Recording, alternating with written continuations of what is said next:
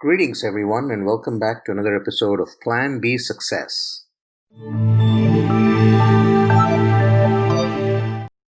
Plan B Success podcast is coming up almost on a year. And as we get closer to the year, I wanted to spend a little bit of time today reflecting on a couple of stories around attitude. Yes, attitude. It could be negative or positive, but we all strive to keep a positive attitude, and that's what makes the difference in our life.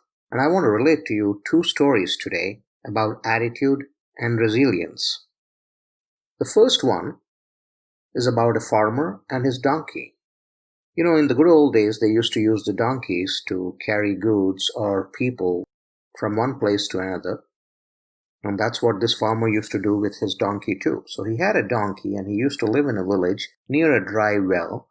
And one day in the afternoon during his siesta, he heard a lot of cries from the outside as though his donkey was wailing. So he went out to see what was going on, and he didn't find his donkey anywhere. Then he heard the cries coming out of the well. So he peered down to look, and there he saw his donkey was in the well, in the dry well by his house. Now he was perturbed and did not know how to get it out. So he thought a lot about how do I get it out, and called all his neighbors in order to help him get the donkey out. They all looked in, threw some ropes in, and tried to bind the donkey and pull it out, but they were very unsuccessful with it. The donkey was also perturbed and cried continuously. The farmer and the neighbors decided that all their efforts were in vain. Then one of the neighbors suggested that, hey, it's an old donkey, there's no way we can get it out of the well. Why don't we let it be and cover the well as well, so that we don't have other animals falling into it? Everybody agreed. The farmer reluctantly agreed, and everyone went and got their spades. And they started shoveling dirt into the well. Once the dirt started falling on the donkey, it realized what was happening and it cried even more incessantly. But no matter how much it cried, they just kept shoveling dirt.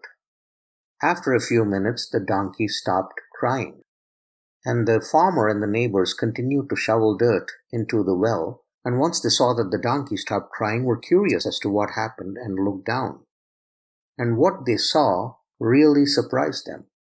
With every shovel of dirt hitting its back, the donkey was dusting itself by shaking feverishly, and as the dirt fell on the ground and created a mound, it would take one more step onto the mound. The farmer was surprised to see the donkey doing this instead of crying helplessly. Yet, they kept shoveling dirt into the well in order to seal it up, and the donkey did the same thing again and again, incessantly shaking itself and then stepping up onto the mound of dirt one more time. It continued to do this until it got to the top of the well, and then it stepped out and walked away. Now life has a way of doing this with us. Life has a way of shoveling dirt and throwing it up on us every single time. The choice is ours in terms of how we react to this dirt that's being thrown at us. Are we going to get perturbed and let this dirt lie heavy on us and let it squash the life out of us? Or are we going to dust ourselves to step on the dirt to take one more step towards our goals and succeed? Now there's another story similarly about a donkey and its owner. This was a trader who had a donkey which he used to use to move goods from his house to the market and back. So this was a person who was actually trading in salt. So he would prepare these heavy bags of salt and put it on the donkey's back and then take the donkey to the market. This was an everyday thing with him where he took the salt to the market, sold it, and then if there was any remaining, brought it back along with the money. This continued for a long time. Then there was a heavy downpour at one point which made the river change its direction. And now this farmer had to cross a stream of the river in order to get to the market. So he put his bags of salt on the donkey's back and then took it along to the market and they both got into the stream in order to get to the other side to get to the market. Now, while they were doing this, they did it once or twice very well, but the next time they did this, the donkey ended up slipping in the stream. The farmer had to help it up and then get it out, and then they went to the market, but this time they had some wet salt.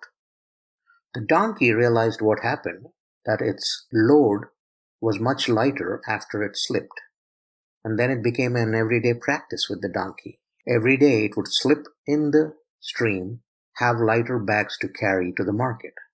Now this was a loss to the farmer. And after a few runs, he realized what the donkey was doing. And then he thought about it.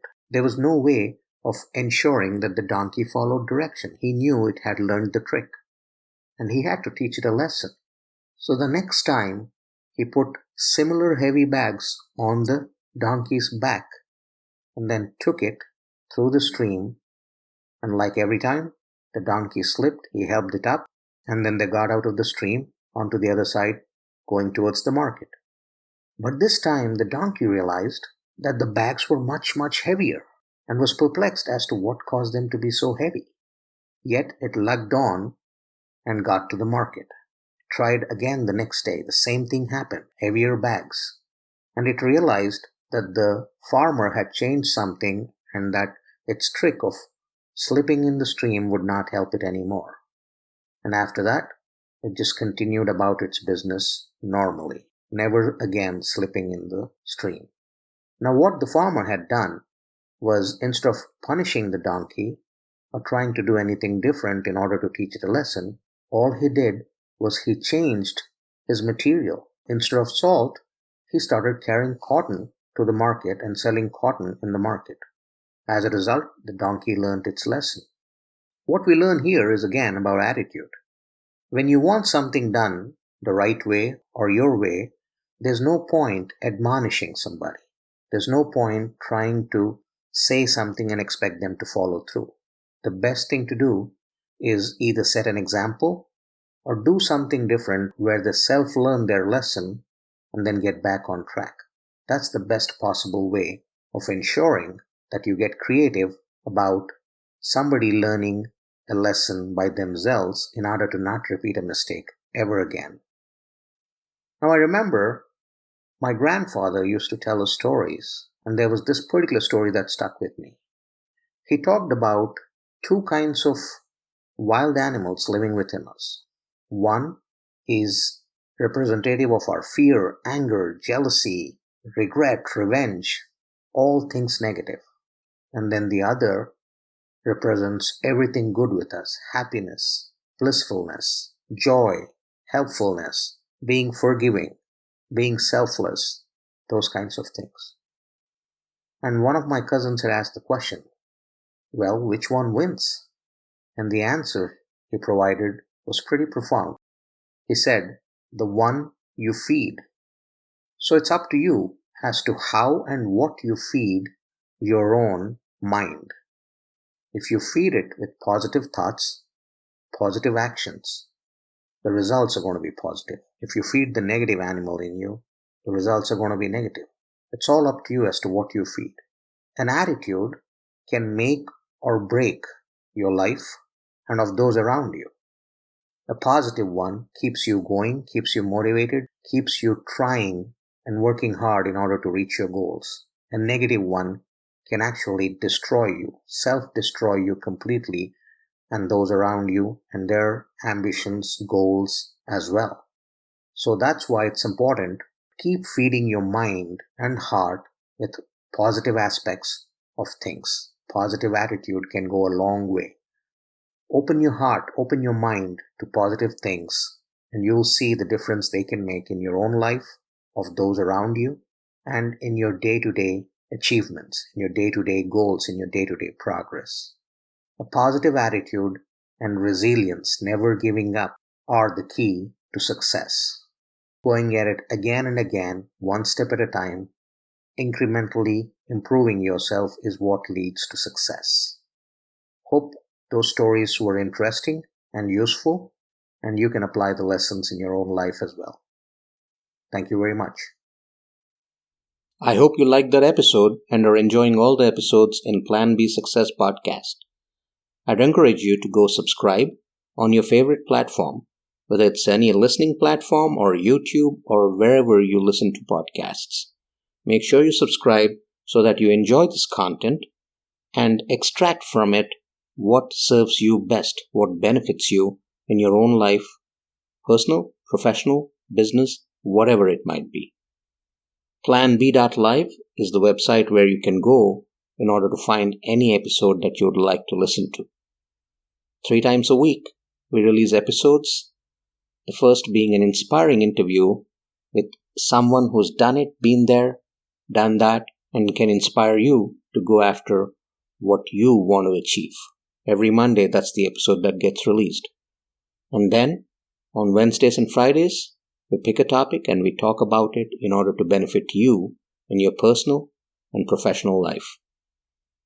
At the same time, if you're someone who's interested in learning more about these concepts, if you're someone who's interested in podcasting as well, go check out planbsuccessschool.thinkific.com.